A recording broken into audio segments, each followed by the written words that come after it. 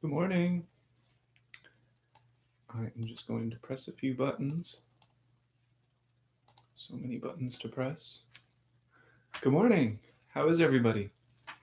Good morning, Catherine. Happy Easter. Excellent. So I have a t-shirt. This was sent to me in the mail, and I said that I would wear it on one of my Facebook Lives. Here I am. I choose love. I am simultaneously casting on YouTube for the first time. So we'll see how this goes. Maybe I could set this here. Yeah. So I'm simultaneously casting on YouTube. I've never done that before, but heck, it seemed like the thing to do. And I can see everybody's Facebook comments today, so I'll be able to respond to the things that you guys are saying. Thank you for joining me. Happy Easter. It's such a wonderful day today. So outside there's this beautiful fog, and it happens on most mornings, but it never ceases to amaze me. The non-physical nature of the fog and the way that it moves gently over the lake. It's really beautiful. So I have some slides today, and we'll see if I get to them, because I have found that the slides, they really help me stay on point with my topics.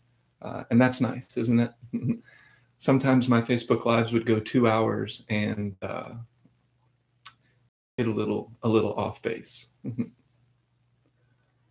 Excellent. So I have had some visions recently. And first of all, as a disclaimer, I know that some people just aren't into that type of thing. They're like, oh, visions. Okay, this guy's crazy. So is the vision real? Is it seeing the future? I have no fucking idea. And it doesn't really matter. They have a feeling associated with them, and that's the key. So every single time that I've ever had a vision in my life, it has always had a very specific emotion or a specific feeling of peace, love, and joy. And I have done many Facebook Lives that describes the difference between love as a state of being and emotional things going on in our body, because all emotion is an electrochemical response to stimuli.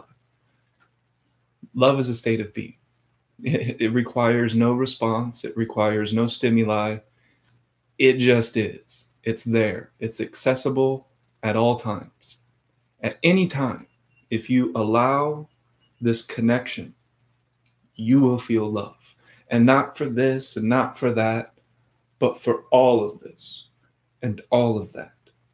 And it's different. It's a feeling that resonates in every single cell of the body, in the energy body, in the physical body. You become more healthy. You become more relaxed. You become more patient. You become more kind. All of these things are a result of connecting to love, connecting to our most innate states of being.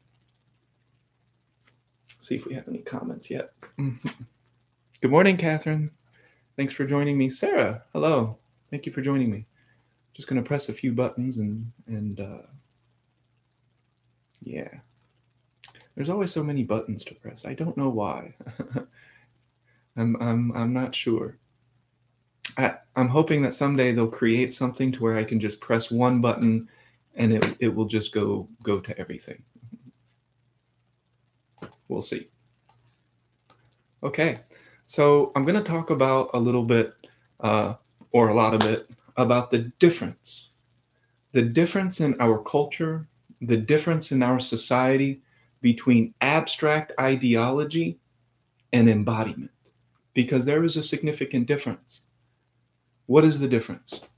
So ideology is fundamentally a part of a language construct. All concept exists within the language that you speak. So I'll break that down just a little bit. Any concept, my concept of this phone, my concept of this pen, my concept of this t-shirt, fundamentally requires language for us to conceptualize it, right? I hope that makes sense. Now, conceptualization requiring the language is fundamentally limited. And I've said this a few times before, but I don't mind recapitulating.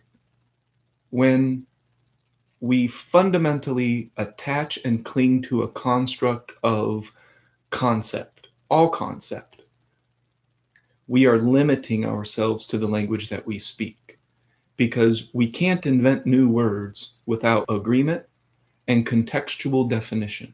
It requires both of those. So and I've said this before, and for some reason I go to gobbly gobbly goo-ga. But if I say gobbly gobbly goo-ga means Facebook Live, somebody would just be like, no, it doesn't. Like, it doesn't mean anything. So that's not a concept. We can't conceptualize gobbly gobbly goo-ga. It means nothing, except for to me. And that's fine, except for in the case of communication, which I'm going to blow your mind here. All words, all concept was invented so that we could simply communicate. That's it. At some point in human history, we're like, hey, it'd actually be kind of nice to talk to people and to be able to tell them something. Good morning, Alberto. Alberto. I don't know why I said it that way, but it sounded sexy. Alberto, hello. Kathy, good morning. Good morning. Eleanor, thank you for joining me. Vivian, watch me later. That's just fine. I know it's Easter and people are doing things and stuff, but here I am doing my thing. Excellent. Hi, Denise. Thank you for joining me. I was scrolling down, which was taking me to the first comment. I fixed that, so now I can see comments. Good morning. Thank you. So we're talking a little bit about concept, and almost all of the things that we're getting, whether it's books, whether it's videos, whether it's this, that, or the other thing, exists entirely in conceptualization, ideology. We're talking about it, which is okay. I'm talking about it right now, am I not? That's a part of it. That's okay. That's how we share. But there is a significant difference between ideology becoming abstract and embodying what it is, the principles that you believe. All belief also falls within that construct of concept, but that's okay. I have my beliefs. I just don't cling to them. I don't attach to them. I don't throw them onto other people as if it was absolute. Good morning, Kathy. Oh, you're saying good morning to Sharon. So there is a difference between thinking about something, right, and actually doing something in your life so that you can cross the divide between theory and application. And anybody who knows me knows that's what I'm about. Crossing the divide between abstract ideological theory and the application of the things that we believe so that it has a benefit in our life and in our society. So I'll give you an example. We have many people who are political. They go around and they tout their political ideologies, and yet they do nothing themselves to embody those principles. Now, I won't get specific. I don't want to throw any judgment. So how about me? There was a time where, I was political. I would talk about all of these political discussions and I would say, no, we need reformation, reforming, and we need all of these, we need the people in Congress and Senate to come together to make our world a better place. The environment is terrible and it must change. And then I would go and I would drink water out of water bottles. I wouldn't put any thought to the amount of trash that I was producing. I wouldn't turn the lights off when I left a room. So that is an example of the difference between being the change. Hi, Sarah. Good morning. I'm just talking about things and stuff. Thanks for joining me. There is a significant difference between just touting ideology, going on Facebook Lives, going on all of these different things and talking about things that could potentially change the world and actually embodying the principles that we speak of. There's a difference. There is a significant difference between those two. And there's a reason that these abstract ideologies up to this point have amounted to very little. And now people are like, whoa, whoa, whoa, wait, Ernest. We live in modern society. You know, we are so much better off than we were in the future. Are you sure? I mean, are you sure? Now, I'm not going to list all of the things because it's Easter and I want you guys to focus on choosing love. I feel like I'm in the final four. And I'm touting my team. Yeah. So I've never done that before, but I choose love. So there is a very big difference between talking about change and being the change that you want to see in the world. So for example, there are a lot of college-age activists. You know, they get up there and they're like, our parents have failed us, you know. This happened in the 70s, by the way. And where are the youth of the 70s now? Well, I'll let you put that one together. So there are a lot of young people, you know, 19, 20 years old, they're in college and they're marching, you know. We got to change the world, folks. And then they go on spring break. I live in Panama City Beach. I see this firsthand. There's litter all across the beach. There is stupidity to the nth degree. People falling off of balconies, people getting hit by cars, people overdosing and having alcohol poisoning. This is the difference between abstract ideological viewpoints and actually learning to embody your principles. I believe in embodiment theory, where we take our spirituality with us all throughout the day, every single day, in all that we do. And I even offer techniques so that we can do it, not just talk about it. And I use this as an example. I love Eckhart Tolle. Don't get me wrong. The Power of Now, A New Earth, those are transformational books, right? Most of the people here in this Facebook Live very likely have a copy of The Power of Now. You know, they have a copy of A New Earth. They are tuned in to Eckhart Tolle TV and his teachings. Beautiful. I don't want to take anything away from what that man does because it's great. It's a great benefit. How did he do it?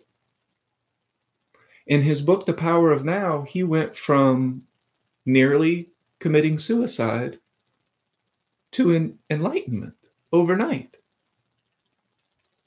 Huh? Okay. Don't let me limit you, Mr. Tolle. That's possible, I guess.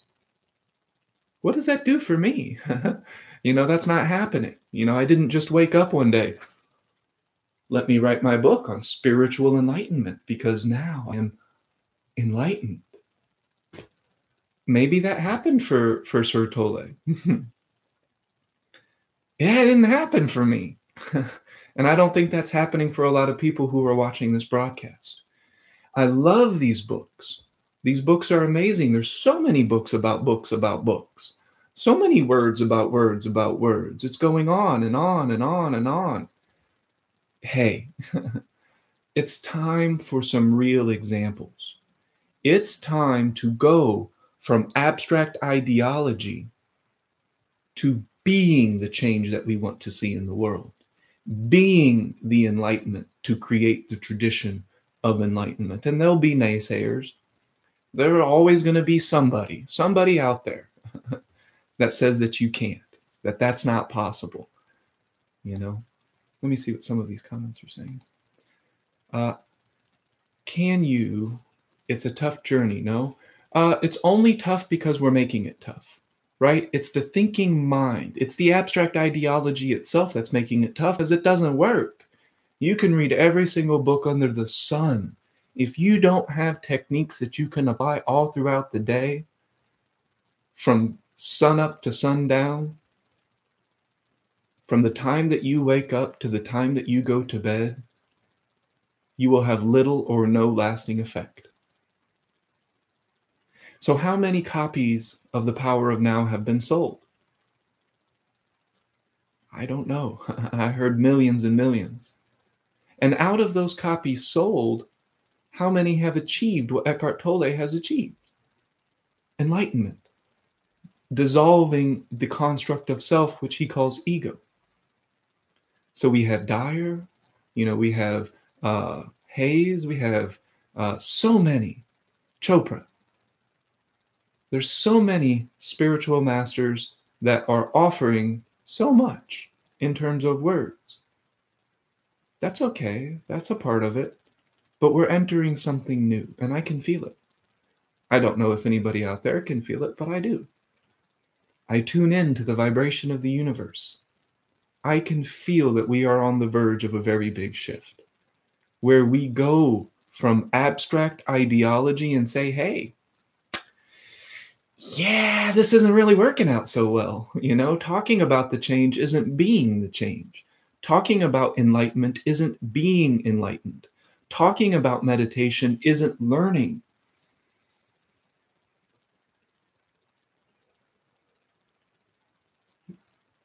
To allow the sand to settle and to find peace.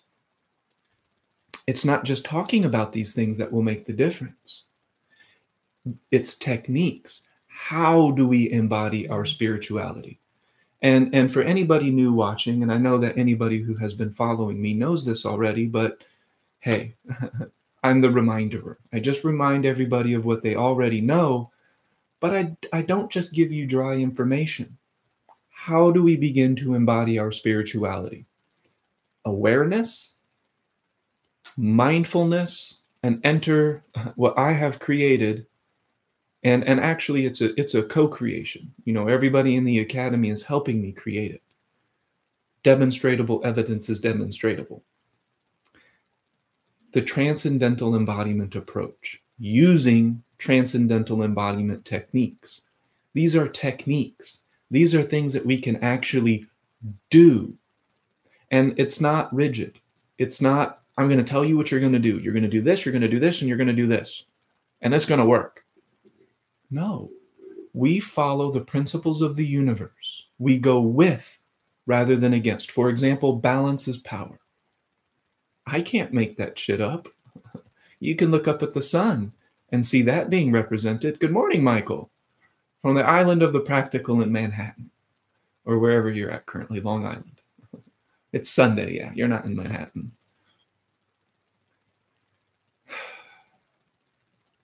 So there is a significant difference between talking about change and offering ways, specific ways to do this. Sarah Swift, let me read your comment. So you practice these things. I have to be mindful every moment of the day. Here's what it looks like. To say I have to be mindful, in every moment of the day is a little bit abstract. I'm not going to say no, but who is doing that? Who is achieving unexcelled perfect enlightenment so that they can break the cycle of reincarnation? Nobody here. I don't see that. So here are some ideas. Here is a way that you can begin. Have I experienced all? I've experienced what I've experienced. I've experienced all that I've experienced. There is always the known, the unknown, and the unknowable. There will always be an unknowable because the human being is incapable of perceiving all because infinity is infinite. Those two things don't even jive. I'm here to upset that setup. Let's get away from the abstract words for just a moment and talk about how we can learn to embody enlightenment, how we can learn to allow more love into our lives, more peace into our lives, which will translate. It will manifest into kindness, compassion, caring for one another, because we only view one another at a certain point as just a different aspect of ourselves. Why would I want to steal from somebody else?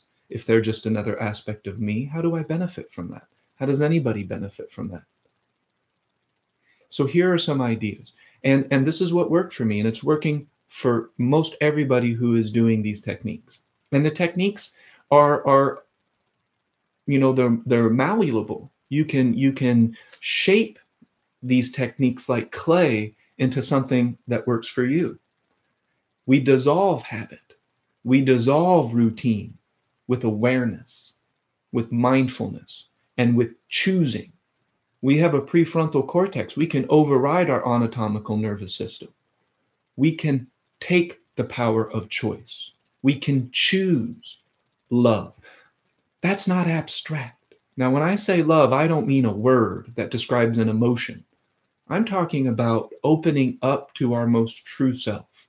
We were born into this world allowing, connected to peace and love and joy. And then as the thinking words came into our mind and we began to identify and attach to them, that shit went out the window.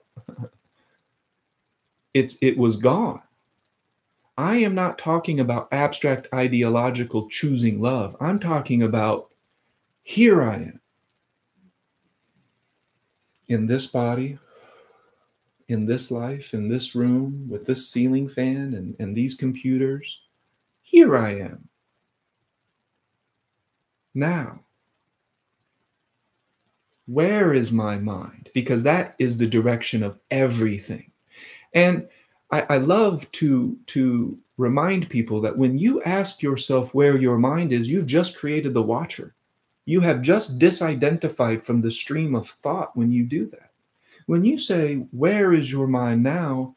There must be an observer of the thinking mind. Otherwise, you couldn't do that. It wouldn't work. You can't observe awareness. Try. You're going to slump over like a broken robot because it can't be done. You are awareness. I can become aware of the thinking mind by asking myself this question all throughout the day, especially when I feel myself not feeling well.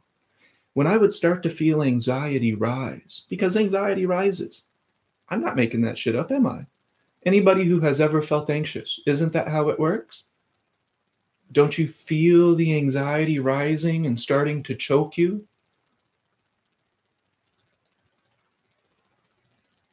Can you feel it?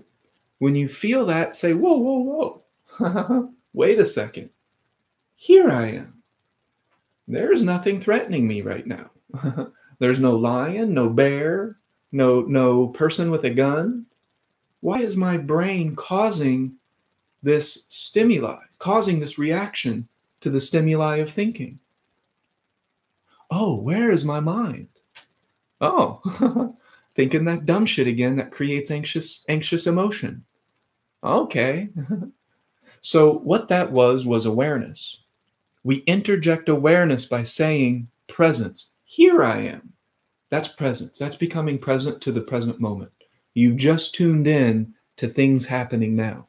Mindfulness, you observe yourself in real time. Where is my mind now? What am I thinking? What is the direction of the words in my mind? Because the direction of the words in your mind is the direction of your entire life, no matter how you slice it. What you're thinking, how you're thinking, determines how you're feeling. That determines everything that you're creating around you. Tamitha, good morning. Penny, I'm glad you're finding value. Thank you. But now here's something new. Not really new. It had worked for thousands of years, but attachment to the construct of self, attachment to the words in our mind is who we are and all that we are, it has fallen by the wayside. It's called deliberate conscious creation. We can consciously, deliberately, knowingly choose how we think and how we feel. What does it look like, Ernest? How do you get away from the abstract ideological word and the wordplay and actually tell me how I can learn to apply this in my life? Here's how you can do it. All throughout the day. Here I am. Where is my mind now? Oh, yeah, I'm thinking about what the other person is thinking about. I'm worrying about things that haven't happened yet. Worrying about things that haven't happened yet, those are words.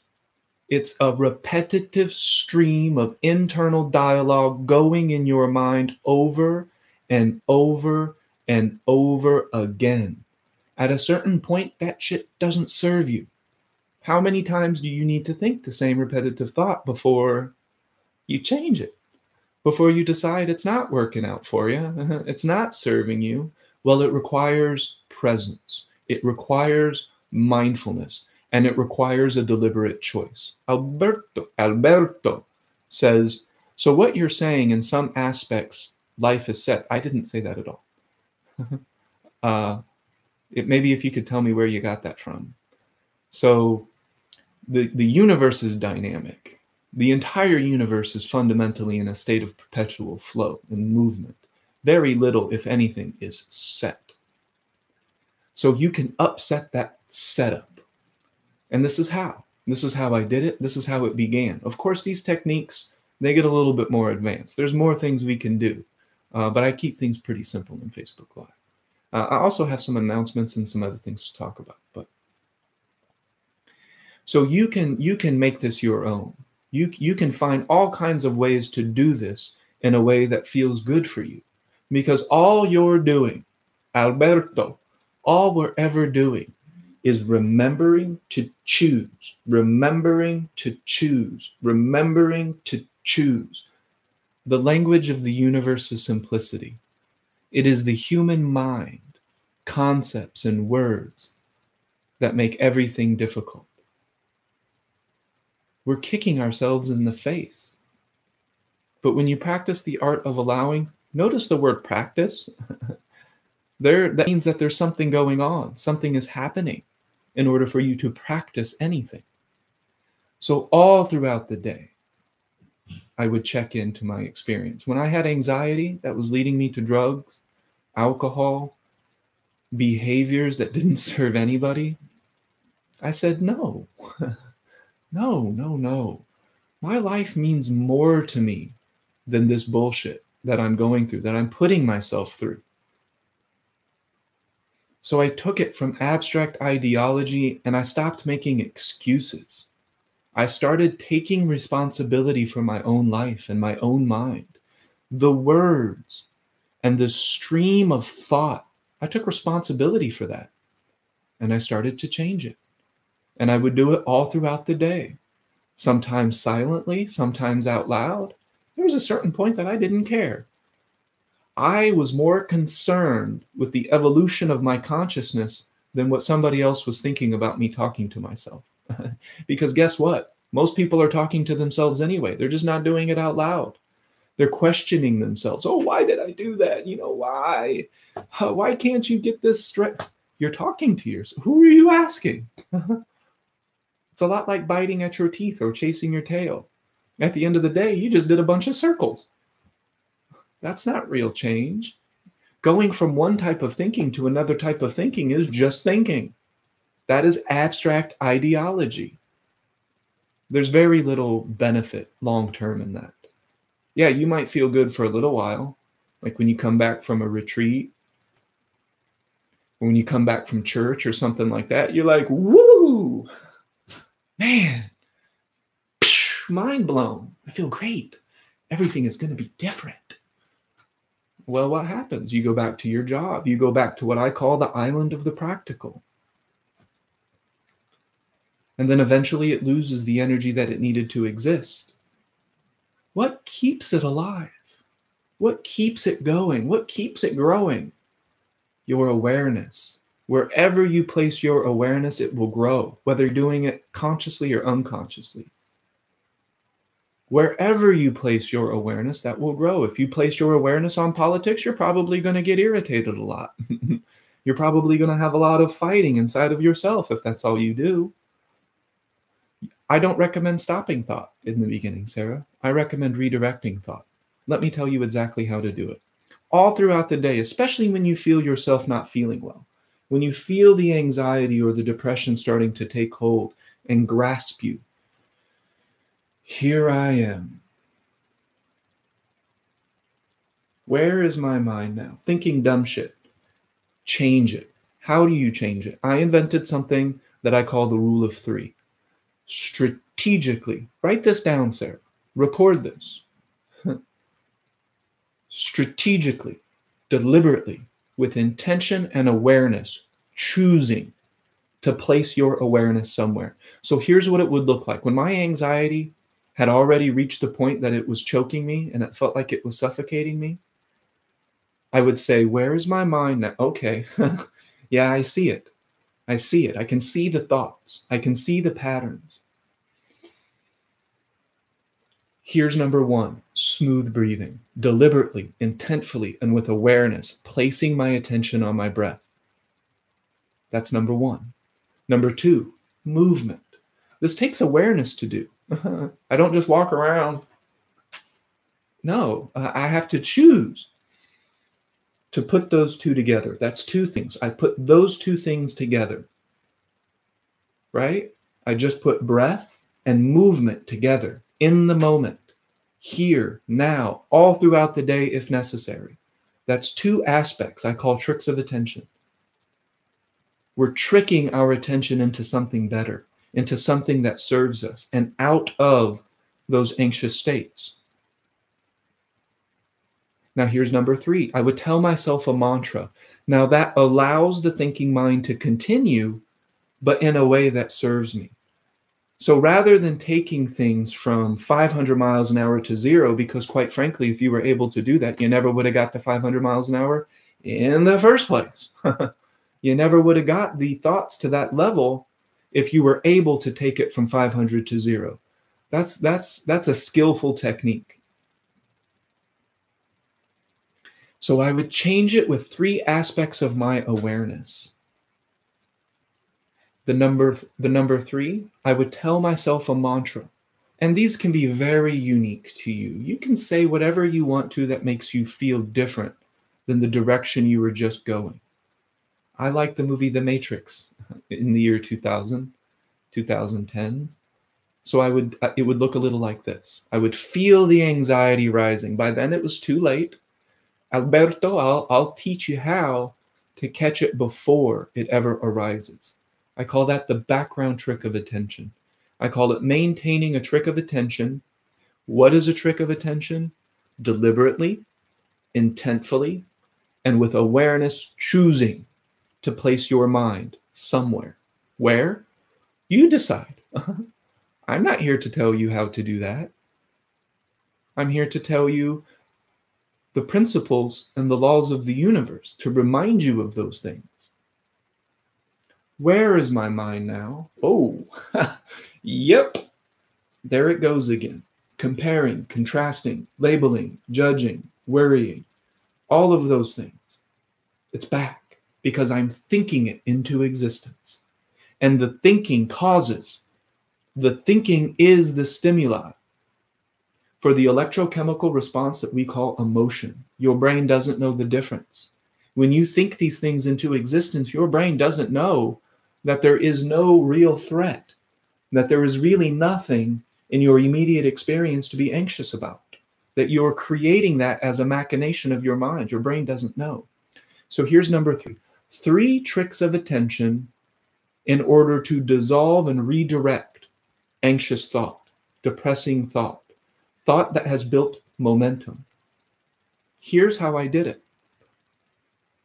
Smooth breathing, not necessarily deep. The breath will get deep on its own. You don't have to force it. After just a few smooth breaths, it will get deeper and deeper and deeper. Go easy on your lungs, okay? And then movement, because I like movement. I'm a martial artist at nature, so I really enjoy my movement. So it would look like this. These are the 3 aspects of attention, 3 tricks of attention I would use to break up the anxiety. Notice the breathing. I'm doing it out loud so you can hear it. There is no spoon. I will not live an anxious life.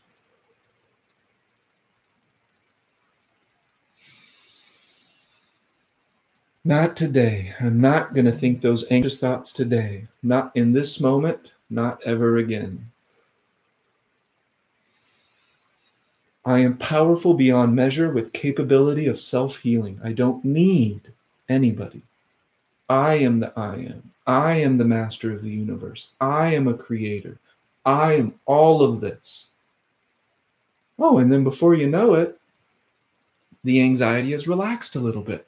Now I seize that opportunity and I strategically and deliberately, with intention and with will, I place my awareness somewhere else. I would use 180 degrees of defocused vision. I can see everything in the room right now.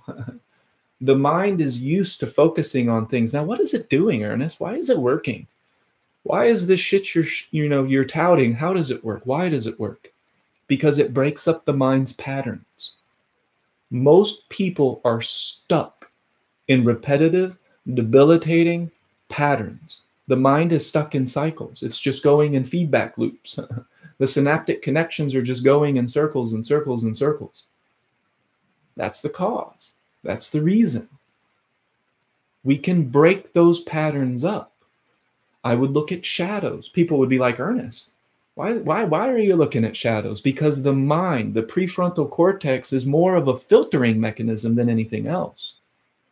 Because the brain is hardwired for survival, it doesn't view shadows as important.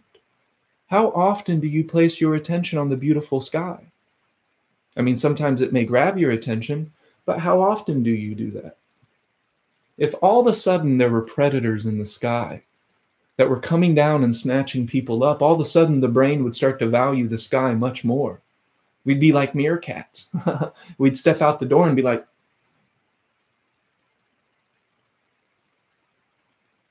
okay, all clear.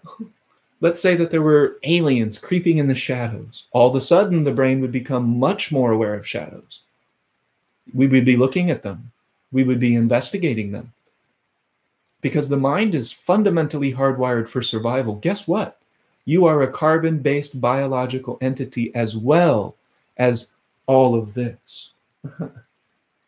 The carbon-based biological form is just one aspect of the human experience, not the totality. So I would strategically, deliberately, and with awareness place my attention somewhere that the mind wasn't used to being placed. For example, the feeling of love. Most people are just talking about love. They're just talking about oneness. We're all one, man. Really? How? Are you feeling the oneness, or are you just saying that? Tell me. Give me some experiences. How are you feeling the oneness? How are you connecting to the infinite? What does that even feel like? So there is a big, big difference between the way that other people are approaching. And hey, that has gotten us to where we are, right? It was all a part of it. All of the books, all of the compendiums, all of the people who are doing Facebook Lives, YouTube Lives, and they're simply repeating what they've read. Hey, that's a part of the process. Thank you for the work that you do. Let's enter the age of embodiment. Let's go from the age of abstract, ideological, repetitive patterns. Have you ever heard this one before? Stop me if you've heard it. Those who do not know the past are doomed to repeat it. So I will study my history so that I do not repeat it. Are you sure? There's still suffering. There's still war. There's still slavery. There's still prejudice. There's still social inequality. All of these things still exist. How long ago did Buddha tell us that the root of all suffering is attachment to the construct of self? How long ago? What's changed? Nothing. Absolutely nothing. Because we are still, as a society, completely focused on the physical.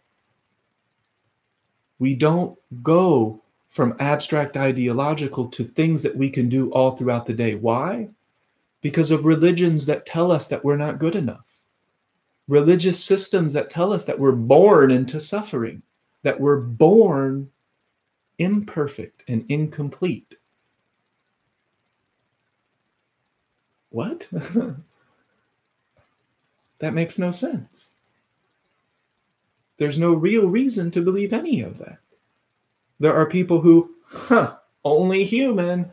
I'm not responsible for the thoughts I think. No, are you sure?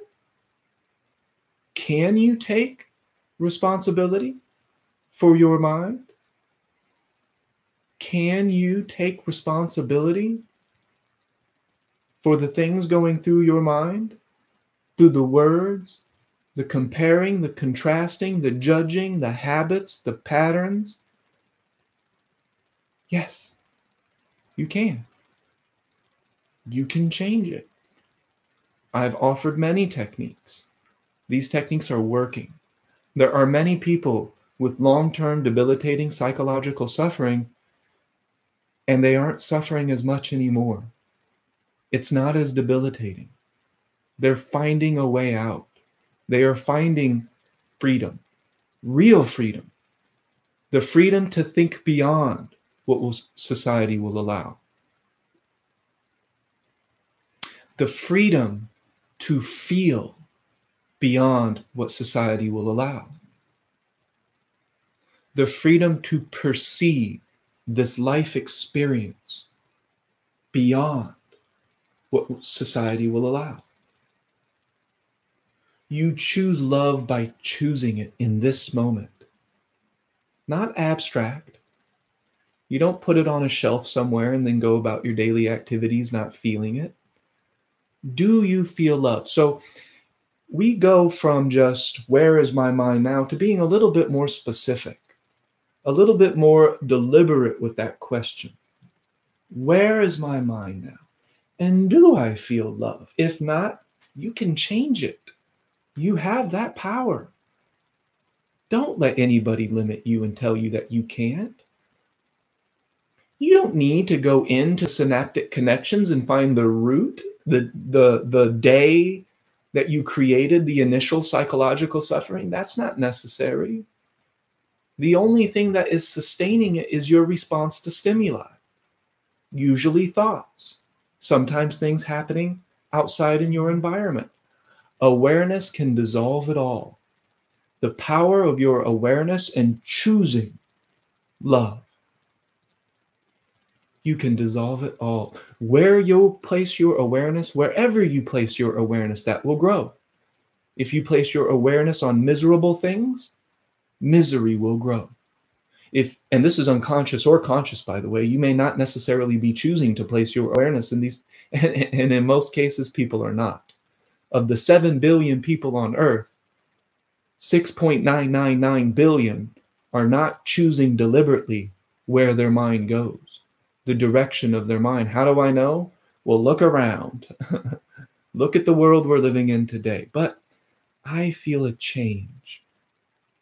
I feel the Christ consciousness.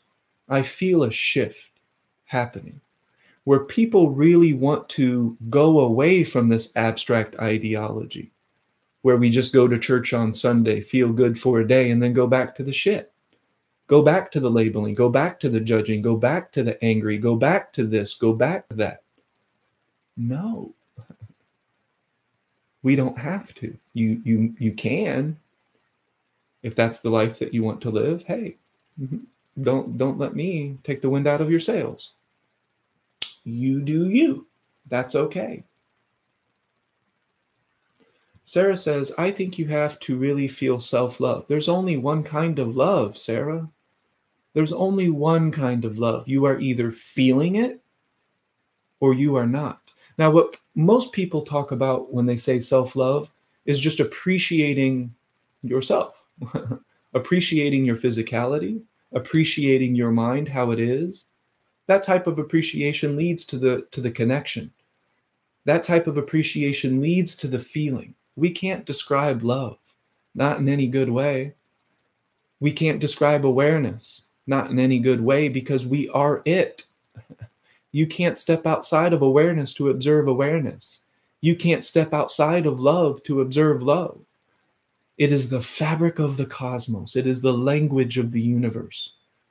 It is the cipher of the divine. It's ingrained in everything. Buddha said that the entire universe can be observed in a single grain of sand. God is love. Jesus said, why worry about tomorrow when you have today? Ecclesiastes 9:5. Ecclesiastes 9:5. The conscious are living, the living are conscious that they will die, but the dead are conscious of nothing at all. We are pure love. The universe itself, the fabric of the cosmos, is love. And when you tune into that, when you choose to vibrate to the Christ consciousness, when you choose to vibrate to the one, you feel it. What does it feel like?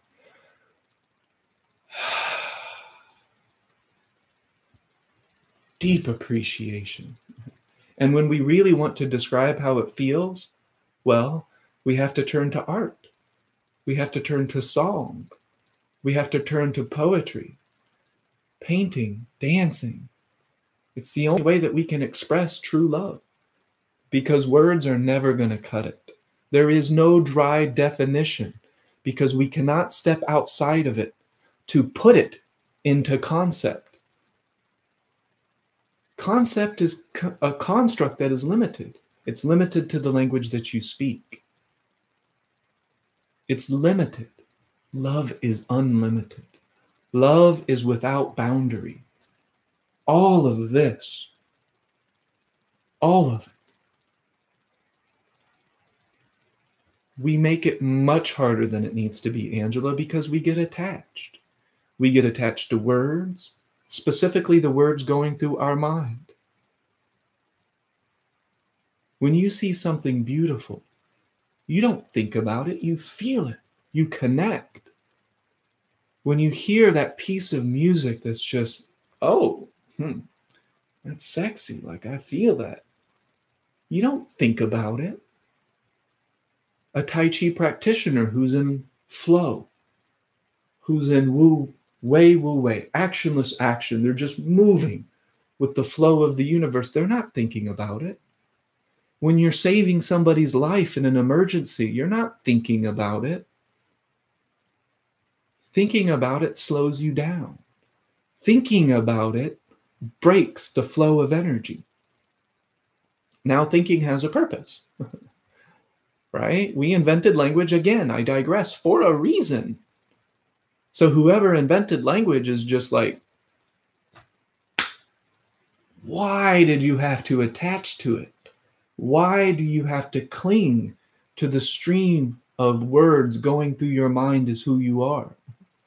Why? You don't have to. You can learn to feel your life more than just think about it by taking your spirituality with you, by taking your philosophy with you, by evaluating whether you are in tune with your own words.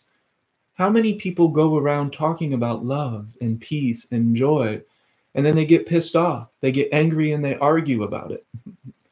I can promise when they're pissed off, when they're angry, and when they're arguing, they are not aligned to love. They are not aligned to that vibrational frequency that is the fabric of the cosmos. It is the cipher of the divine. It is fundamentally intertwined in the fabric of the universe. It's the code. A little bit of spoilers from my book, by the way. Any questions, comments, concerns? Can I help you in any way? Can I give you a technique? Can I show you ways that I've done it and that other people have done it? If you want to know about ego, go read Eckhart Tolle's The Power of Now. If you want to know more about Buddhism, go read something by the Dalai Lama. The Art of Happiness. If you want to know about law of attraction, well, there's other books that you can read. There's all kinds of things that you can read to find out that what I'm saying is true. It's accurate. But how? How do we take these things with us? How do we embody them? How do we change the world without prescribing behavior, without telling other people that they're wrong and I'm right? Because have you ever noticed people don't like that? Have you ever noticed that when you tell somebody they're wrong, even if they are, that they feel resistance to that and they push back? One of the worst things I could do is confront a human being directly. It doesn't work. There are people who are still under the false assumption that we achieved civil equality by marching and by throwing bricks through windows. No. The world was coming to this on its own, way before the United States did. I'm an American, so I use historical American references. Do I feel love? Is there a question on earth that you could ever ask yourself that is more important than that? Is there? Do I feel love in this moment? Do I feel it? You know what it feels like. We've all felt it at some point. We've all felt a connection. So what I am teaching, I created what's called the 5 phases of change using the transcendental embodiment approach, is how to create a life flow, to get into the flow of life so that things get easier. Following the principles of the universe makes it easy. Should I eat this piece of cake or should I not? Well, the principle balances power. I can just look at that principle and let it guide me. Well, I've already had 3 pieces of cake this week. Maybe I should leave that one alone. I don't need to make it difficult. I don't need to consult compendiums about health. For some people, it just creates more anxiety. Eleanor, sometimes I feel neither here nor there after checking in. I still can't connect with love. Eleanor, because it requires momentum. Most people have accumulated decades of momentum that is in opposition to the feeling of love. You have to keep at it. You have to discover it. You discover it by discovering it, by looking, by checking into that. It will come when you allow it. So checking in isn't sometimes. It can start out sometimes, but when you cross the divide from sometimes to perpetually in a state of awareness, I call that the background trick of attention. That's working for many people. Hi, Karina. Good morning. So check in more often. Continue to evaluate the stream of thinking. Where is your mind? If you're not connected to love, it's still because your mind isn't allowing it. At certain points during the day, you may be getting down on yourself. Does that sound familiar, Eleanor? Are you ever getting down on yourself? Now, when you feel neither here nor there, when you're neither here nor there, the energy isn't moving. If the energy isn't moving, it gets stagnant. When things get stagnant, they go into atrophy. When they go into atrophy, they shrivel up and they die. Like the spirit, like the human body. If you don't move your body, the muscles go into atrophy. If you don't move your spirit, it goes into atrophy. If you don't move your energy, it gets stagnant and it goes into atrophy. It requires commitment. It requires embodiment. This is the embodiment approach, and it works. It works long term because you continue to do it. It gets easier and easier and easier because all I have described is remembering that we are love, remembering that we are awareness, remembering that we are the Christ consciousness, remembering that we're all connected. It's just remembering. If remembering is too much work for you, I have nothing to offer. I'm sorry. Maybe like Eckhart Tolle, you'll just fall off the bus enlightened. I hope that works out for you. But for the rest of us, we embody our techniques. We embody the principles by applying them all throughout the day. And it gets easier and easier and easier. And then before you know it, you find flow. You find a perpetual state of life flow where everything gets easier. Things just start coming, and everybody listening to this has experienced this also. And those who are in the academy are experiencing it more and more and more. The outside world is starting to reflect their inner state of consciousness. As Eckhart Tolle said, most people don't go from consciousness to unconsciousness. They go from one type of unconsciousness just to another type of unconsciousness, from one type of thinking to another type of thinking, thinking that this thinking is going to somehow be the enlightening thinking. For the last 2,000-3,000 years, that hasn't amounted to anything. We are destroying this planet. There are scientists and there are people here who have gotten away from all of the Facebook BS, and they know there are pockets of methane just waiting under the ocean. It's called rapid desalination. When the global temperature reaches a certain point, those pockets of methane will release. And you can kiss your atmosphere goodbye. We have no time to waste. The age of enlightenment needs to begin now. Without force, without politicians creating acts or laws, you embody the change. You become the change. You care about the environment? Turn the fucking lights off when you're not in the room. That's just one thing, but it can help. It can add up. Even The Simpsons told us that if everybody just turned their thermostat down by 2 or 3 degrees, it would make a significant impact in the entire environment. It's time to change by being the change. Not looking outside of ourselves, not telling other people what they should do and how they should think and how they should act. There are principles in this universe. The way that it moves cannot be patent pended. I cannot trademark the principles of the universe. Balance is power, whether I trademark that or not. Where the mind goes, the energy flows. And where the energy flows is the life that you create. I can't patent pen that. That's not the universe according to Ernest. It's the way it is. Sarah, it's not sad. If we feel sad, we're contributing to the sadness. If instead we say, okay, I don't like litter. So rather than feeling sad, rather than feeling angry, rather than exercising force, rather than marching on Washington to end litter, I won't litter. I'll create meetups to clean up, to invite other people to help clean up the community. I'll recycle. Did you know that reuse, reduce, recycle is an order of operations? They put it in that order for a reason. If you can't reduce, well, maybe you can reuse it. If you can't reuse it, well, then maybe you can recycle it. Recycling isn't the end answer. It's the third on the order of operations.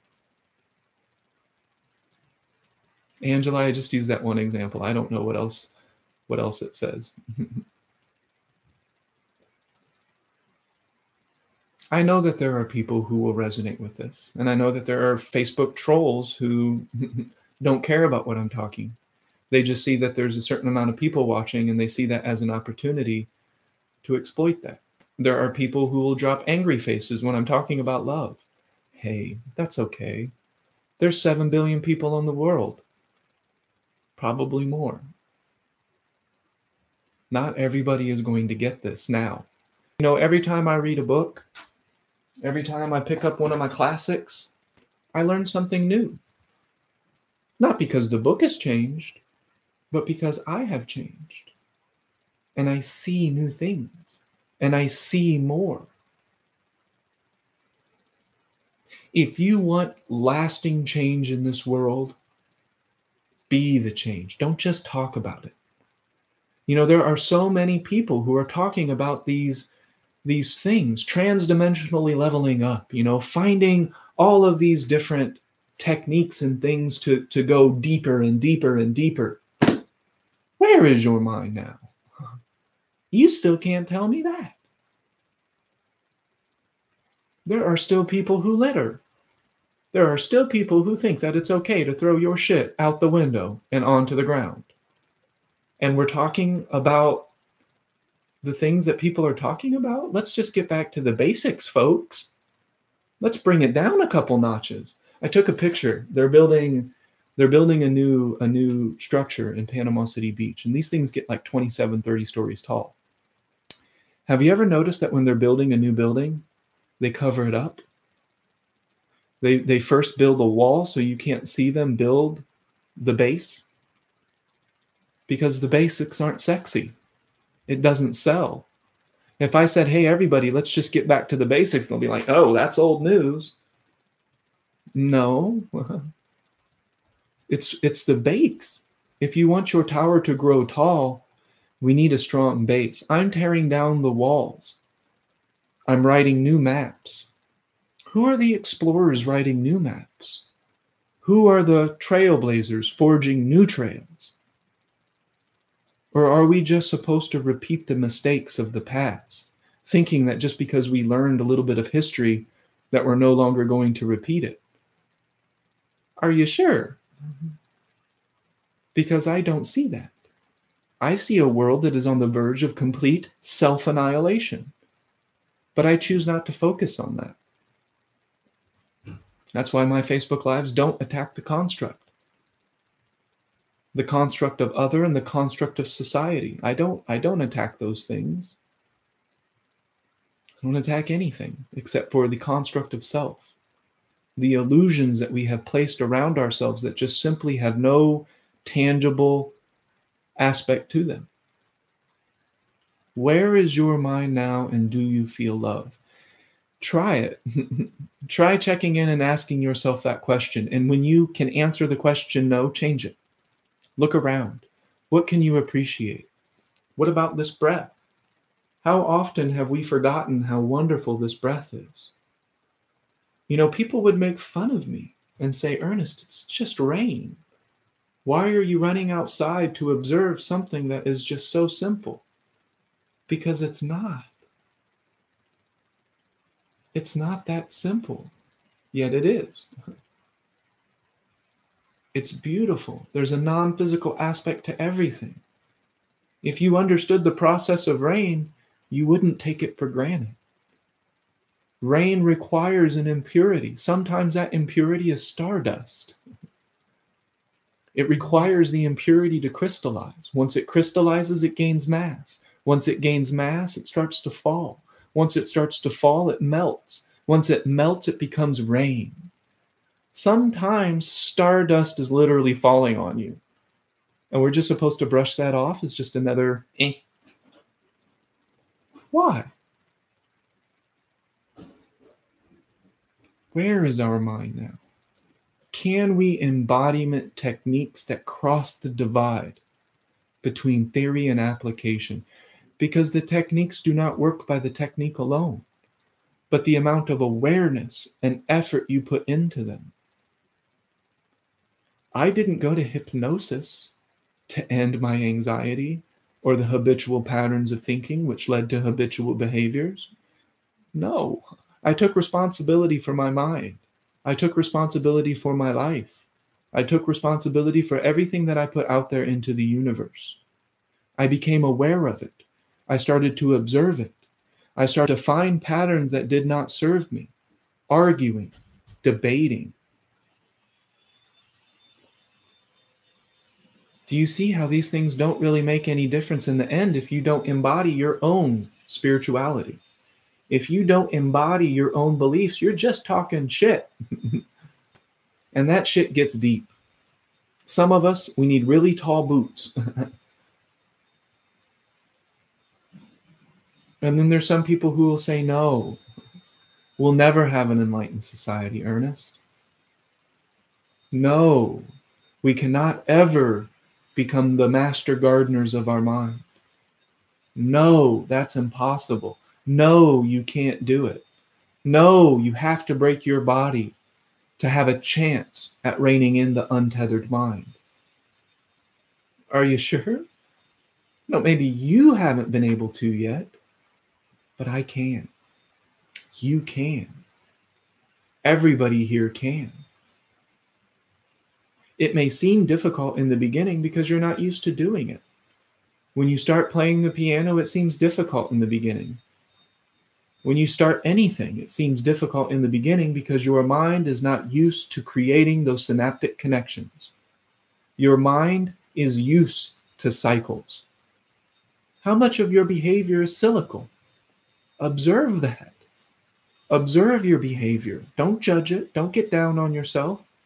There's no need for that. Where is the direction of your mind in this moment? There is very little in this life that will be more important than that. Where is the direction of your thinking? Where is the direction of your mind and your energy? Do you feel love? Feel love in this moment. At the very least, do you feel happy? Can you feel peace? Can your sand settle?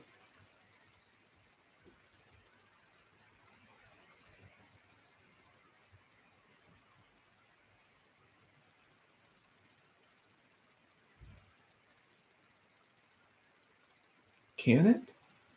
Or are we just talking about more things? Are we just exchanging more words?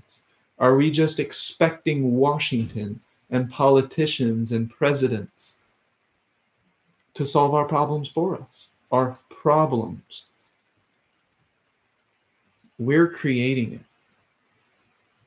And we can dissolve it with awareness and with choice. You can choose love. In this moment, not abstract. Okay, so I do have a masterclass coming. We have a masterclass today at 1 p.m. or 2 p.m. or whatever it is. Check the website. There's a lot of people that are already signed up for it, but it's not too late. You still can. Stupid cheap. Everything I do is stupid and expensive because I'm not trying to use spirituality to pay off my Mercedes. I don't own a Mercedes. I walk and I have a Prius. Good gas mileage. I believe in accessibility. The only way this world is going to change without force, without putting people into shackles, is to make it accessible. Hey, free Facebook Lives for all. A free course that can help a person dissolve psychological suffering. Long-term, debilitating psychological suffering can be dissolved with just my free course. It's free. One-on-one sessions with me are $12.50. People are like, Ernest, you got to raise that price. You got to make it more valuable. That makes it less accessible. There are people who can't afford $75 an hour, $125 an hour for psychotherapy that doesn't work. It must be accessible. If it's going to enter inner cities, if it's going to enter what we call third world countries, if it's going to be made accessible to every single human being on earth so that we can make a lasting and significant change, these things must be made accessible to all.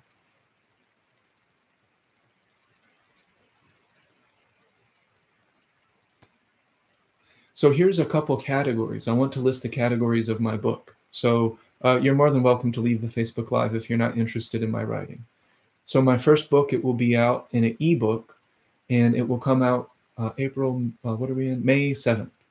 So on May 7th, my ebook will come out. You can pre-order it now. You can go to my website. You can go to the links that my friends here have been posting, and you can purchase the pre-order for the ebook. Now, the ebook isn't just going to be words. It's going to include videos.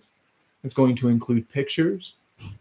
And if I can get Lyle to sing me some songs, it will include some music. Here are the categories of every single chapter. Because I'm not just going to throw words at you and information. So every single chapter does start informational. I give you a little bit information behind the principles involved. And then we move from that to what I call brushes with spirit. I give you an example of where I personally have had an encounter with the infinite. I lead by example. I show rather than just talk. We go from that to what I call island of the practical examples. Every single chapter, every single concept will include this. Where have I been able to apply this personally in my life? Where is my verifiable example? Because I believe in authenticity through transparency. I don't know how Eckhart Tolle became enlightened. From the power of now, it sounded like it happened overnight, which is great for that man. It did nothing for me. That did not change my life. That example that was set just wasn't tangible enough for me to have true and lasting effect. Now, his book helped me understand things analytically in a lot of ways. Conversations with Inner Being, the inner guru, talking to the infinite aspect of the universe. I put this in a two-dimensional conversation so that people can have something to read. Otherwise, it's feeling, it's connectiveness. But I'm putting that into words so that you can read them because it's a book.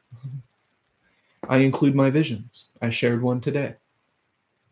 So I include the visions that I've had.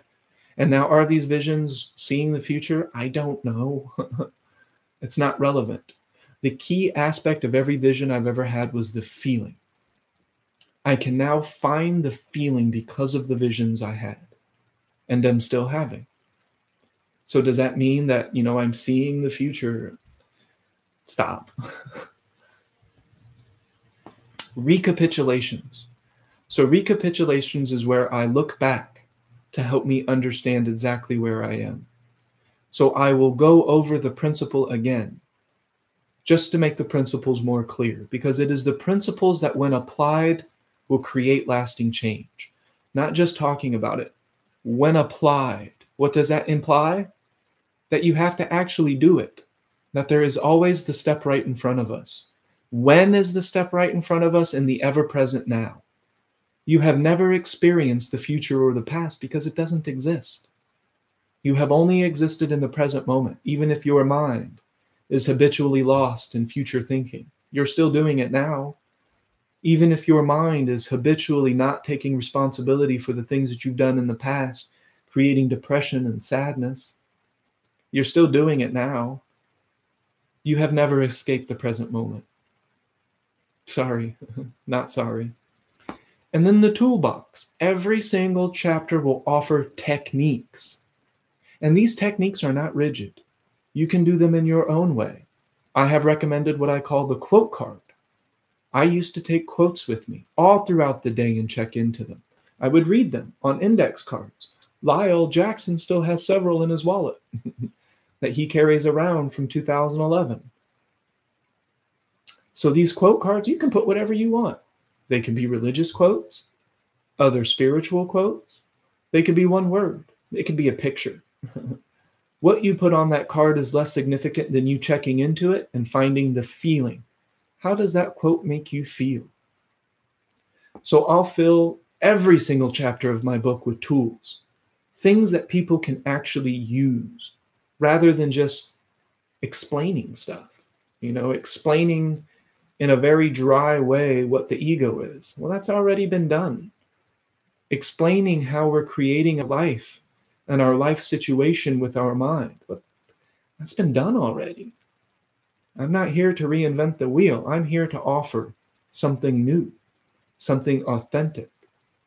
I'm here to write the new maps, the dragon of our generation with the humble mind of a beginner. I'm here to learn. But yet I'm also here to teach what's worked for me and what is working for other people with techniques, things that we can do all throughout the day to embody our spirituality so that we're not just talking shit, because that gets old. Seriously, soapbox preaching, it's everywhere. Courses and classes that, again, just describe, but don't really help us. It's not something that we can embody. It's not something that we can take with us all throughout the day. We need more of that. And I encourage anybody who also has techniques, who also has things that they can do that works for them all throughout the day. Not writing down your intention and putting it under your bed, not just a dedicated physical practice. I know so many people who have dedicated physical practices, yoga teachers, martial artists, musicians, singers, etc., etc., etc., and they still have no peace. They still are not vibrating and resonating to the frequency of love and joy most of the time because they have no transcendental embodiment techniques. Here I am. I can help provide you with those. And something that I call the Peace Palace. This is something that I have created in my mind. It is a way for me to store the memory of feeling. Feeling is tied closer to memory than analytical thought. Smells are more tied to your memory and refiring of synaptic connections than just thinking dry information. That's why people struggle remembering, because they're trying to remember words. If you learn to tune into the feeling of your life, if you can learn to feel your life more than think about it, you will experience inspired memory. All of a sudden, you'll have a memory come to you, but with the feeling associated with it. The feeling of when you felt joy. The feeling of when you felt free and untethered, allowing. The last time you felt deep appreciation and love. I store all of these memories eidetically into my Peace Palace. So rather than just remembering dry information and words and encyclopedias and hey, there's plenty of people doing that. They're smart. I tap into intelligence, creative intelligence. So you can start to access your memory in a completely different way, just like I have. And then something that I call the dream body. So the dream body is how I have learned to become aware in my dreams, completely aware of my choice in my dreams. Some people call this lucid dreaming, but it's not. It's a little bit different. So I don't change the dreamscape. I don't manipulate it. I don't control it. I don't get all willy-nilly. I don't romanticize the dreamscape. That's silly. I just choose how I feel in my dreams. Ask me the last time I had a nightmare. I don't have nightmares. I have loving dreams. I have inspirational dreams because I'm choosing my state of consciousness even in my dreaming body. Can everybody do that? I don't know. I have no idea. But we'll find out. I hope so, because it's really fun. It's also really advantageous. And then I add something called the cipher. I explain where these principles are embedded into the universe. If I can't explain balance as power outside of the human experience, chances are I'm making shit up. If I talk about 9D transdimensionally leveling up to the new yada, yada, yada, using the last yada, yada, yada, but I can't show you in nature where that's taking place, chances are they're making shit up. They're trying to shine something. Shiny. It's shiny. Hey, human mind, look at this. It's shiny. You want this, right? Well, it's only $199.99 for you to have the shiny thing. I'm here to upset that setup as well. So those are all the different sections in my book. So that's what you can expect in my writing. It has videos in the ebook. So it's an EV book. I don't know what to call it, but it will have some videos included. And it will be well over 70,000 words. At this rate, I might get to like 140,000 words because I have a lot to share. We can change. We can be the change that we want to see in the world. There has never in my life been a more important question than this one.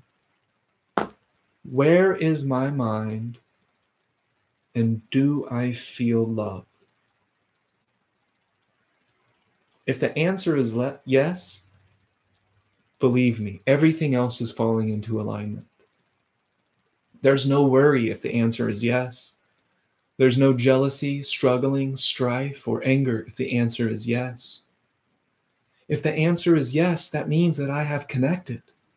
If the answer is yes, that means that I am resonating with the infinite. It means that I am the I am, and I am the universe observing itself as a human for just a short time. Do I feel peace? in this moment.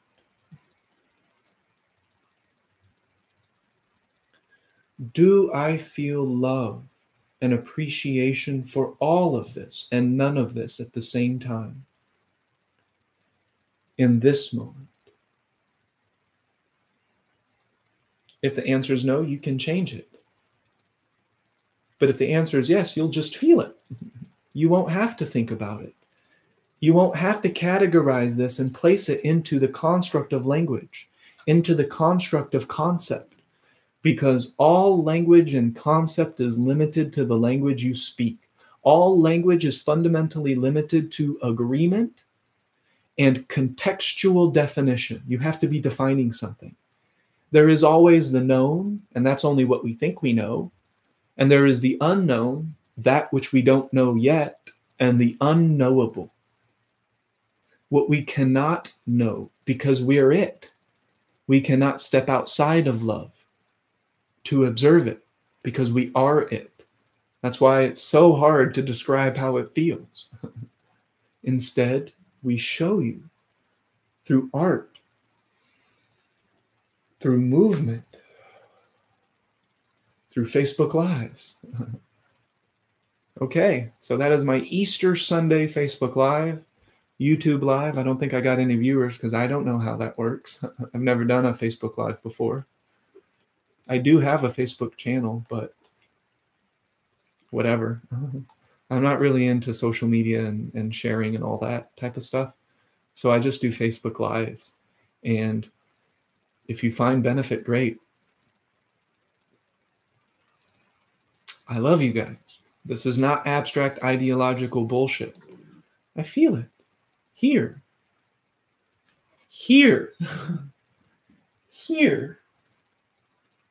I feel it because I choose it.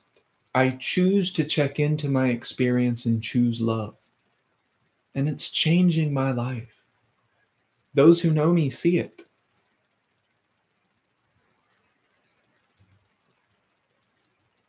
On this Easter Sunday, I hope you can feel it too. I hope you can tune into the Christ consciousness and feel love. I hope you can tune into it and feel it, not just talk about it.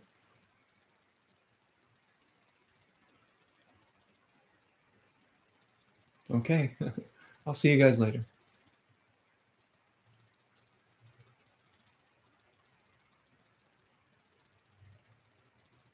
I'm going to press some buttons.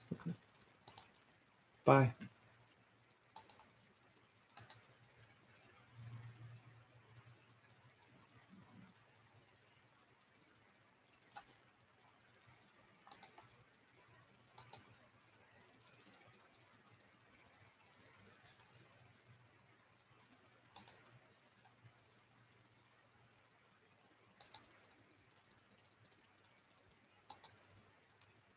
Oh yeah, YouTube. Whatever.